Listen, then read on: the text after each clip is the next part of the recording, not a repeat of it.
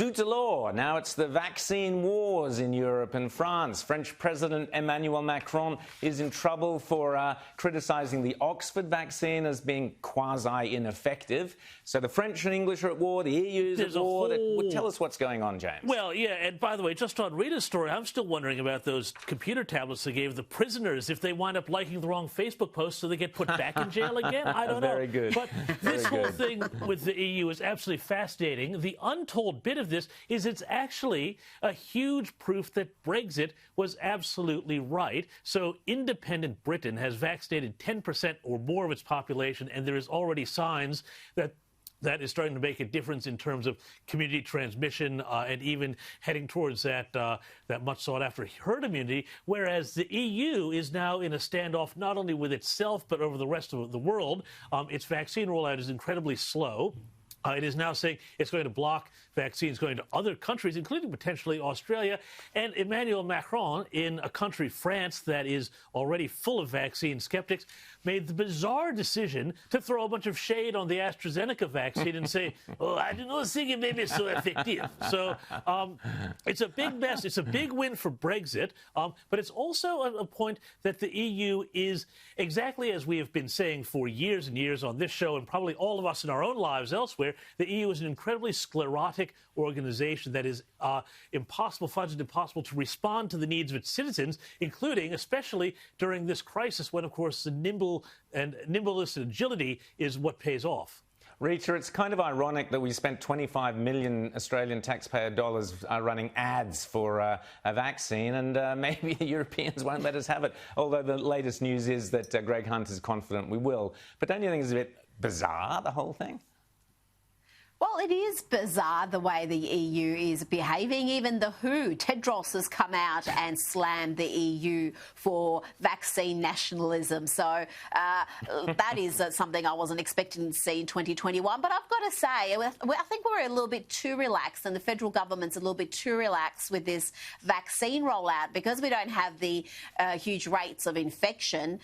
They seem to think, oh, well, we'll just let the rest of the world do it and we'll come in and have a slower rollout. But our economy is being decimated. We are closed off from the rest of the world. We need this vaccine for economic reasons and to free our citizens, and I just can't understand why there's not more haste in getting it out there. And I've got to tell you, I'm putting up my hand. If they want to come and vaccinate me on this show, I will do it. I'll expose my arm, go for it, because I just want to I disagree. open the country up, Rowan. 100% with you, Rita, because because I think rushing the vaccine is insane. I think Greg Hunt has done exactly the right thing. Tread carefully, tread cautiously, particularly when you hear the number of stories about, well, OK, they've watered it down. No, the vaccine won't be that effective. It won't stop transmissions necessarily. It won't do this and that. We have virtually 0 cases. If it weren't for Dan Andrews, we'd have 100 cases in a year in this country.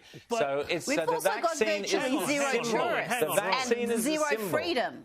Yeah, Rowan, yes, sure, but there's no guarantee that the vaccine comes, they're going to open the borders. There's no guarantee of that. That's the problem, and I got to say, I'm completely with Rita on this. I will roll up my sleeves right here on arm to get that, right here on air to get that jab, and I think everybody should be willing to do that. But I think that the problem is the government hasn't given us enough of a reason to do so. Because we've got 0 cases essentially here in Australia, they are now a victim of their own success. It means that when they start to let the virus get into play again as herd immunity builds, they have now backed themselves into this position that they were in at the start, which is essentially kind of Jacinda Light-ism, which says that you can't have anybody getting coronavirus anywhere. So they need to start changing their messaging. But once you get your vulnerable populations vaccinated, then there's no reason to really not start to open up Australia to the rest of the world. That's logical, but you're being logical, James. You're being logical in defiance of every single thing we have seen over the last 12 months, which is that originally it was just flatten the curve. It'll all be over by whenever it was, August or something. Flatten the curve. It'll all be over by Christmas. And yet at no point, put masks on, take them off. At no point do we ever get any closer to this kind of let's open up the economy and so on. We're already being told it's another year till we open up the borders. So Yes, it's great that it's coming. It's great the vaccine's coming. But I think Greg Hunter's wise to not rush the thing out, but to see what's happening around the rest of the world. And the results coming from around the rest of the world, by the way, are good. So that is a good thing. Anyway, I just think you look at Israel and they've almost got their population vaccinated. You even look at the rates in the US of more than 1 million being vaccinated a day. The UK is going ahead in leaps and bounds. And I think we're going to get vaccinated anyway. Let's do it quicker rather than later so we can reopen our economy because, yes, we don't have the vaccine, but we do have enormous amounts of national and state debt that's only going to get worse until our economy is firing again on all cylinders. As I say, you're making the assumption that the vaccine will lead to the opening of the economy. I question that. Well, anyway, it has to. Well, you say it has to. You said that all along. I was saying back in April we should have been opening the economy. There was no need to close the economy. We know that now. We shut our borders. We did the right thing. If it wasn't for that buffet down in Victoria, we would have opened the economy ages ago.